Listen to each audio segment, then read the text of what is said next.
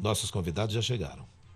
Bom dia, doutores. E a gente quer agradecê-los a vocês. Estão aqui conosco o doutor Marcelo Almeida de Oliveira e o doutor João Vitor Girão. Eles vão falar conosco sobre o caso Flávio, né? Patrick, eu queria só fazer aqui, antes de começar a entrevista aqui com os advogados, é que teve um internauta que comentou conosco de que a gente está falando de um determinado apresentador. Olha, não é de um determinado apresentador, não. Na verdade, foram vários jornalistas de um grupo empresarial de blogs, então não é só de um apresentador. Quem falou sobre determinado apresentador foi o nosso seguidor, a nossa seguidora, que aliou esse fato ao apresentador. E teve uma outra internauta, engraçado que ela disse também aqui no Portal Amazonas 1, acabei que eu esqueci de falar aqui hoje, Patrick, senão depois a redação do Portal Amazonas 1 vem brigar comigo. A gente também está sendo veiculado ali no Portal Amazonas 1, tá? E lá nas redes sociais, Patrick, tem uma pessoa que está comentando o seguinte, vocês estão falando de alguém que é um homem de bem. Eu falei, olha, só para a gente deixar claro, homem de bem, mulheres de bem, todos nós somos, né? E telhado de vidro todo mundo tem, né? Então, a gente não existe ninguém perfeito, só Jesus foi. Então, a partir do momento em que você passa a condenar alguém sem provas, aí você tem que rever esse conceito de homem de bem. É isso. E eu gostei de para a gente finalizar da minha parte, a participação dos nossos seguidores aqui no D24AM. Vitor Saraiva escreveu, é necessário respeito em ambos os lados. Fazer piada não melhora nada. Concordamos com você. Vamos lá, Paula, vamos conversar com os advogados que nesse feriadão deixaram suas casas, vieram para cá conversar conosco. Te agradeço. Por quê? Porque a gente fala sobre crimes cibernéticos de difamação e calúnia em censura com a imprensa também. Até que ponto se pode ir em uma notícia, uma veiculação? Por isso que hoje a gente recebe os advogados Marcelo Almeida de Oliveira, bem-vindo, doutor Marcelo, e João Vitor Girão, bem-vindo, abordando esse assunto aqui com a gente. Crime cibernético de difamação e calúnia. Primeiramente, bom dia a todos os ouvintes. É um prazer estar aqui com vocês para poder esclarecer para a população alguns conceitos que podem muito estar abstratos. Primeiro de tudo, eu vejo interessante a gente passar o conceito de censura, né? Que, independente da questão dos crimes cibernéticos serem buscados na justiça as devidas reparações, no que tange a censura, ela sempre vai surgir nesses caminhos. Então, antes de entrarmos no que realmente se refere a um limite de ato, eu quero já iniciar no que pode ser o ato de contê-la, né? Há uma posição do Supremo Tribunal Federal, de um jurista do ministro do Supremo Tribunal Federal, que caracteriza a censura como um ato governamental de ordem prévia, né? Ou seja, seria um ato que visa, antes de ser posto em circulação, por exemplo, já haver essa ordem para não fazê-lo. Ou também um ato que depende de aprovação de autoridade pública, de agente público. E o que nós vemos muito aí é que a censura do Brasil, ela teve o seu contexto histórico, óbvio, e já se passou, né? Dito isso, há ainda alguns veículos que a utilizam assim, de forma indevida, há um debate sobre isso, mas só para deixar bem claro que os remédios constitucionais, as ações judiciais hoje que podem ser utilizadas, elas não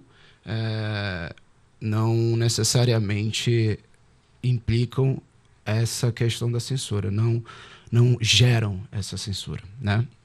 Mas, enfim, quanto à extensão de danos, calúnia, difamação, etc., olha, não é bem simples no contexto de você saber que o que você está escrevendo vai ser atribuído a determinado juízo ou valor de uma pessoa, certo?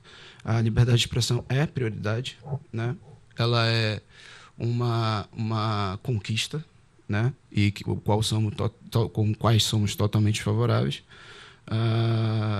Mas, independente disso, a pessoa deve-se ter a precaução de não extrapolar limites. Imputar crime a outra pessoa é, sim, uma infração, é, sim, um ato que está passível de responsabilização civil e criminal. Eu queria que o senhor pudesse analisar de uma forma assim, mais detalhada o que disse a decisão do juiz, sem precisar citar aqui o nome dos veículos de comunicação, mas falando a respeito da decisão em si. A decisão judicial que tu diz contra alguns veículos de comunicação, como elas vêm, né? Isso. Tá. O que foi proibido, o que é permitido? Nunca se é... Eu acho que eu estou usando até o termo errado, né? Então... Normalmente nessas ações, quando são movidas, nunca se é dada uma ordem de proibição. Interessante, não existe, bom ressaltar isso. Né? Isso, não existe uma questão de ordem de proibição, tá? Sim utilizado o que a gente chama que é a ordem de abstenção, tá? Uma ordem de abstenção, ela é dada quando se verifica que foi ultrapassado certos limites, certos parâmetros que nós indicamos isso em peças judiciais, e que o juiz atende ou acata e fala, realmente, de acordo com essas informações aqui, estamos verificando que foram extrapolados. Mas o que vocês, e aí eu me dirijo até o outro advogado, para ele falar um pouco também, apontaram como aquilo que de fato ultrapassou os limites da veiculação naquele caso. Ok, primeiramente, bom dia a todos, bom dia, Patrick, bom dia, Paula, bom dia aos ouvintes aí. Como o Dr. Marcelo vinha falando, existe uma questão muito delicada que contrapõe, de um lado, o direito fundamental à liberdade de expressão e, de outro, o direito fundamental à inviolabilidade da honra. E nesse caso, o que nós apontamos como manifestações que extrapolaram o direito de liberdade de expressão e, portanto, feriram esse direito de inviolabilidade à honra foram notícias passadas de uma forma sensacionalista, de uma forma pejorativa e ofensiva à pessoa da senhora Elizabeth, e que expuseram o nome dela, a imagem dela, a honra dela mesma, a respeitabilidade dela ao desprezo público, né? Então, em alguns momentos... Eram adjetivos, né? Que é aquilo que a gente aprende na faculdade de jornalismo. Evitar adjetivos, né? Inclusive, é um prazer estar conversando com profissionais da área, porque, como o Dr. Marcelo também pontuou, nós somos democratas. Nós precisamos entender, de fato, o peso que é a imprensa, o direito à liberdade de expressão, o direito à informação jornalística, né? E isso precisa ser respeitado.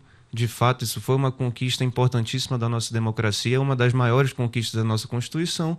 O problema é que, em muitos casos no nosso país, os profissionais se utilizam dessa prerrogativa para abusar desse direito. E nesse momento em que o direito é extrapolado, ele é extrapolado de uma forma sempre muito ofensiva, com a utilização de termos que ofendem a pessoa e que nada tem a ver com a informação, nada tem a ver com aquele dever de informar aquilo que diz respeito ao interesse público. Uma coisa é o interesse público da notícia, uma coisa é o dever do jornalista de passar essa informação adiante. E há totalmente a diferença entre uma notícia apurada, uma notícia que, por mais seja contrária aos interesses de um advogado, mas foi apurada, é verdade e é publicada. Sim. Há diferença nesse tipo de notícia para aquelas que se convencionou se chamar fake news, né? Exatamente. E a notícia, ela, além desse conteúdo não muito apurado, e que apesar desse conteúdo não muito apurado, é passada como se verdade fosse, existe realmente as distorções, né? Existem as acusações, as afirmações que descabem ali de uma análise mais apurada, como nós estamos falando aqui.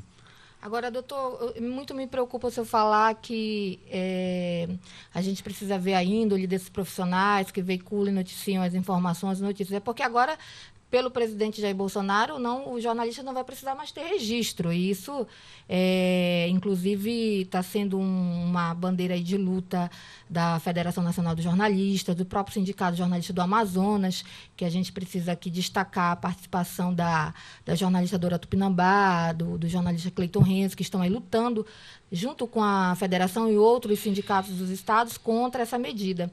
Então, a partir do momento que você não precisa mais de um diploma para você escrever um material jornalístico, você também não precisa mais de um registro profissional, como é que o senhor avalia esse novo cenário, se realmente for confirmado no Congresso a medida do MP do presidente Jair Bolsonaro na sua íntegra, né? Porque, na verdade, o objetivo da medida é gerar empregos, é ampliar o mercado de trabalho para os jovens. Mas aí ele incluiu esse item, né, para a gente entende que é contra a imprensa. Como o senhor, saindo um pouco aí, depois a gente pode voltar para tirar outras dúvidas, inclusive aqui dos internautas, como o senhor avalia esse novo cenário do jornalismo em todo o país? Mas você pode falar, inclusive, enquanto cidadão, enquanto pessoa que pode também ser afetada por uma notícia falsa.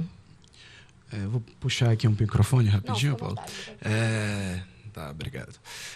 Olha só, a questão da atividade do jornalista, ela tem um código de ética, né? Sim. É um código de ética próprio da profissão. Há limites que devem ser respeitados ali. Ali diz que a notícia deve ser bem apurada, você deve respeitar a pessoa com quem você se direciona, tudo isso.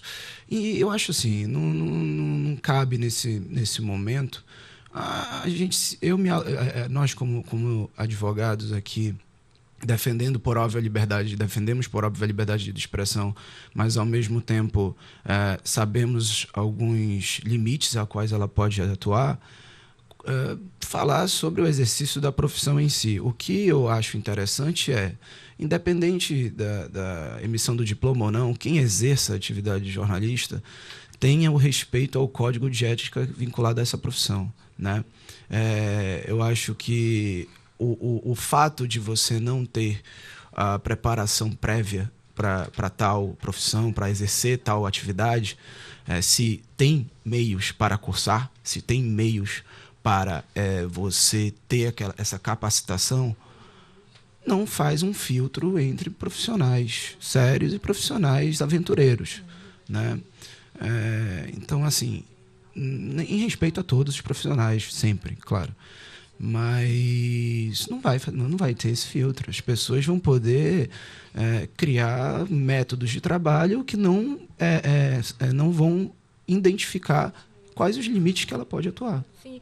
Interessante você o senhor falar a respeito do Código dos Jornalistas Brasileiros. Aqui no artigo 3, é uma questão que sempre a gente bate aqui na redação do Grupo Diário. A informação divulgada pelos meios de comunicação, o artigo 3 do Código, ela se pautará pela real ocorrência dos fatos e terá por finalidade o interesse social e coletivo. A partir do momento que você sai disso, você não está fazendo jornalismo, você está fazendo ataques pessoais, né?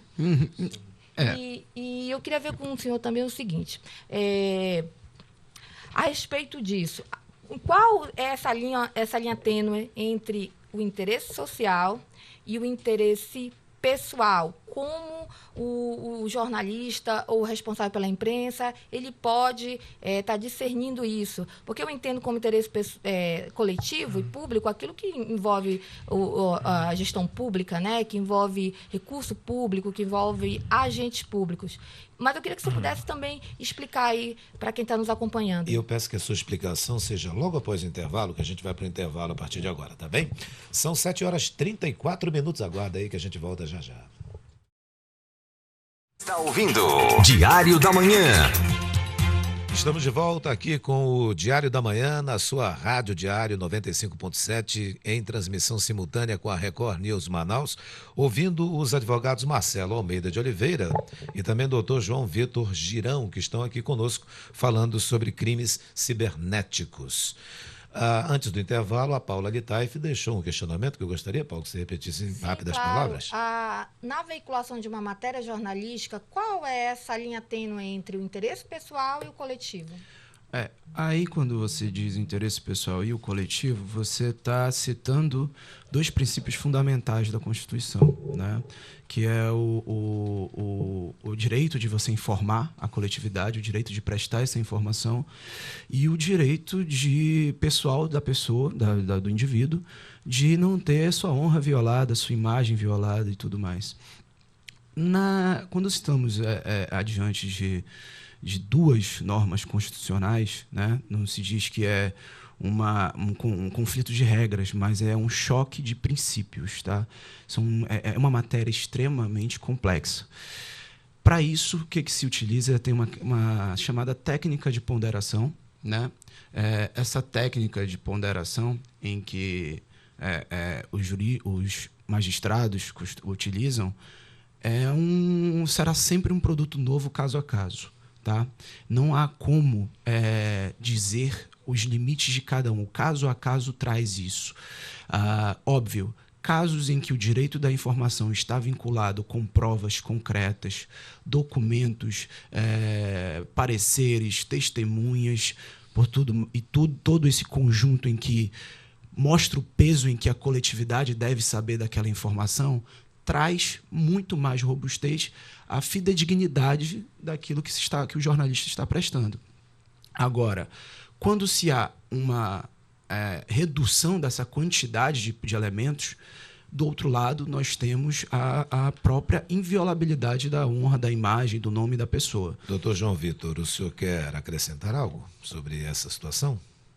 Apenas no sentido de dizer assim que uma notícia vai ser importante em termos de interesse público sempre que ela diga respeito à coletividade, à segurança pública, as informações que uma pessoa precisa saber para se autodeterminar, para tomar as suas decisões no dia a dia. Ela não necessariamente precisa envolver recurso público, mas ela quem tem um interesse coletivo, exatamente. Né? Um assassinato, obviamente. Tudo que envolve, de repente, uma rua, um lugar por onde as pessoas passam, Sim. qualquer coisa nesse sentido de que as pessoas precisam saber aquilo para tomar as suas decisões no dia a dia. Agora, isso não sustenta a ofensa, isso não permite, não enseja a ofensa. Então, um veículo de comunicação não só pode, como deve, passar essas notícias de interesse público, mas sem adentrar no mérito daquilo que é individual de cada pessoa. No D24AM, está chamando também a atenção da gente, comentário bem interessante da Tânia Maria. Ela diz assim, vejo que não só algumas pessoas da imprensa, mas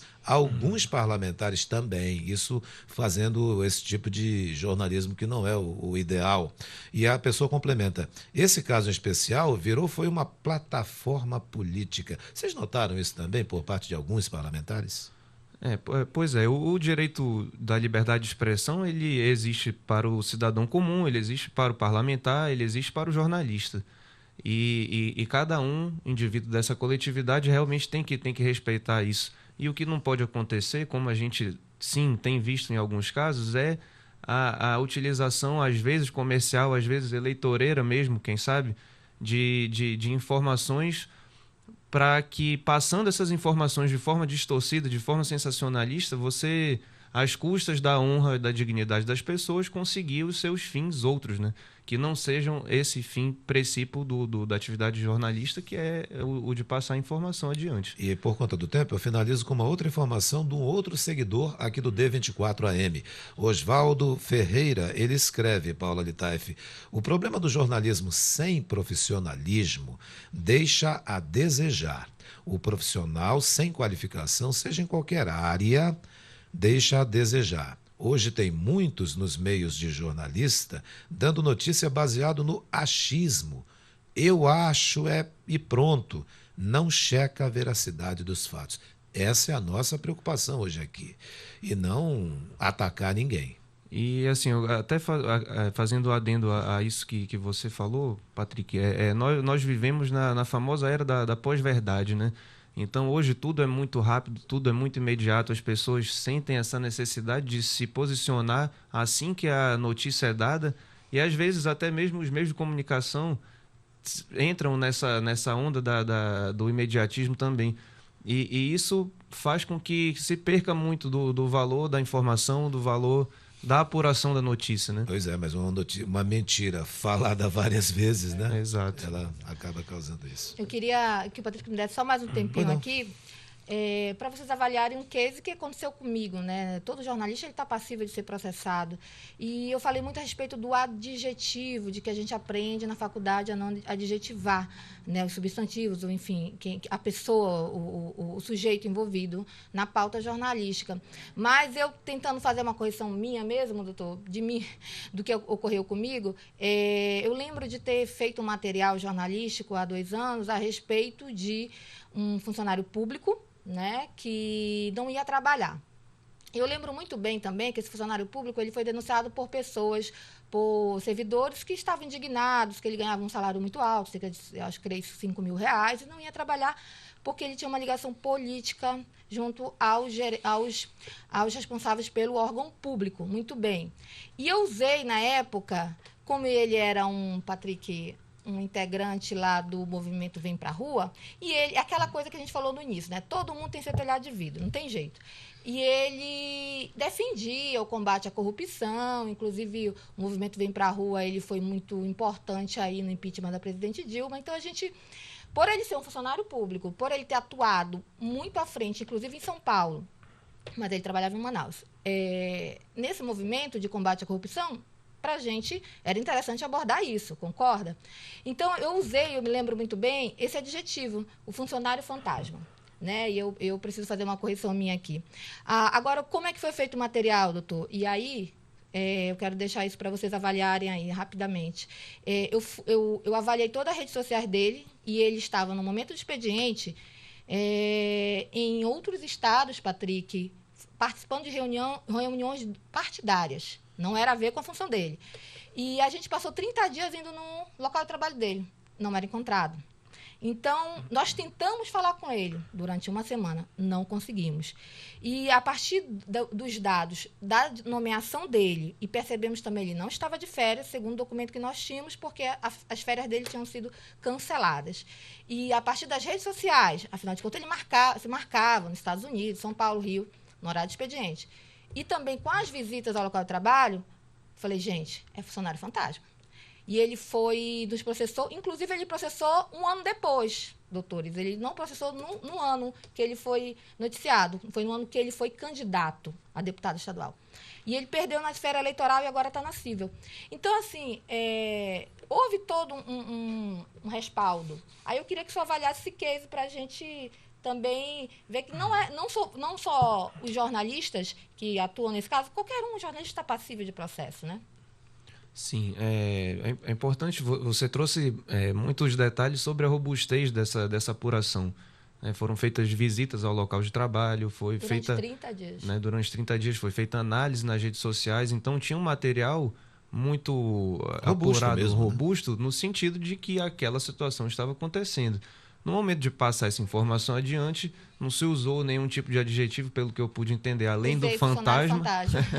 Né? Mas então, só no título, eu lembro que todo o texto foi muito bem seco, né? Só com base nos fatos. Exato. Então, assim, quando você não chama a pessoa de nenhum adjetivo chulo, pejorativo, você está simplesmente passando a informação, e uma informação apurada.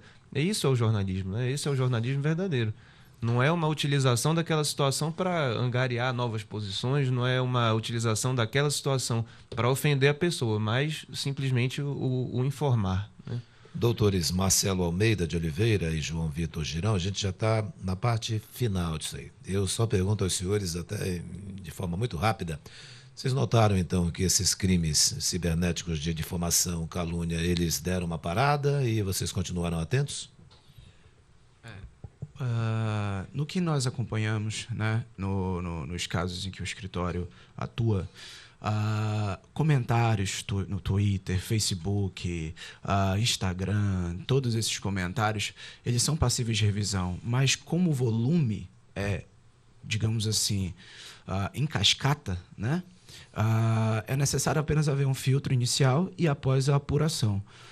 Estamos monitorando, né, monitoramos dos nossos clientes essas redes sociais, essas utilizações de termos chulos, até ameaças de vida, por incrível que pareça, gera a informação passada sem conteúdo verossímil, sem uma robustez necessária, cria um juízo de valor muito perigoso, né?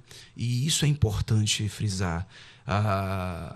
Houve casos em que as pessoas vão nos posts pessoais, no Instagram e outros, e ameaçam a vida dos nossos clientes. Isso é um absurdo. E pode acontecer com qualquer um sendo vítima também disso, né? É como se fosse, eu digo, como se houvesse um alvo realmente escolhido por alguns veículos de comunicação para escrachar, fazer escrachar publicamente, claro, né? aquela pessoa.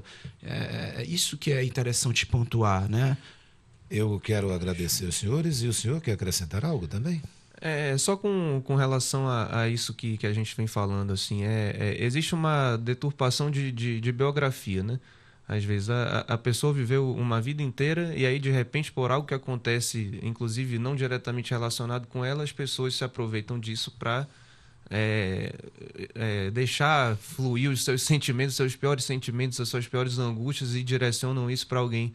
Então, essa deturpação de biografia é uma coisa que a gente vem assistindo e que realmente deve ser combatida. Até porque, antes da decisão judicial, de qualquer decisão judicial, a sociedade, os espectadores, os ouvintes, eles já estão formando o seu juízo de valor, já estão condenando a pessoa muito antes da própria justiça.